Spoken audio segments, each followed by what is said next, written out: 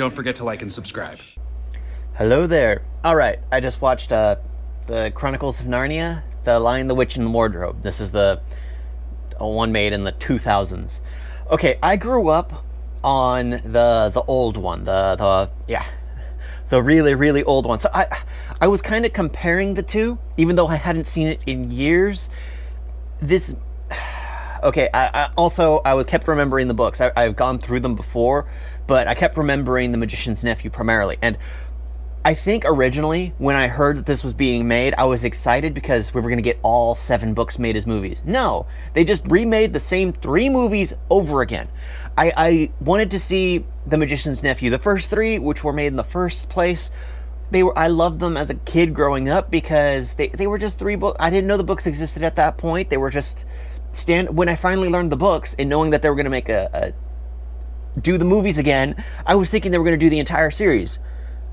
But no, of course they didn't. They just chose to do the same 3 over again. Because how the wardrobe was built is basically in The Magician's Nephew. What happens, how the White Queen is released, all that stuff is very vital to the story. Happens in The Magician's Nephew. A lot of stuff so, yeah, I'm not a fan of the remake. I'm just going to say that outright. The original, it's overacting, it's cheesy, but it's done in a way where it's fun to watch. This one, it was like half serious, half terrible acting, and then half, I guess, it seemed like overacting due to the, James McAvoy. I love him as an actor. The problem was, with this role, I felt like he was just reading the script. He didn't have enough screen time. I don't think he really cared for the role that much. Because I think I just kept correlating it to the original Mr. Thomas and the overacting nature. And here he was bringing it down to where it felt like he was just reading his dialogue. He wasn't really committing to the role. It just felt flat for me. The whole movie felt flat. Everything's felt rushed because the fact that they rush into a war, which it was... Again, this was also in the original movies, and it was in the book. But putting Peter in the leadership role, the fact that he's fighting off these minotaurs, when you put it on if you had the people in like the way it was originally, it's more believable because everyone's in these cheesy costumes. So it's fun to watch because, well, it's cheesy to begin with. They tried to make it look more serious, and then they introduced some cheesy costumes on top of the good CGI, and it just felt like they weren't committing to eat. It's like they realized they were going too serious with the way the kids were acting, and halfway they were like, okay, let's just throw the other people in costumes. It's not going to matter. No one's going to care. Because it didn't do it for me. I didn't really find it enjoyable. It seemed to just...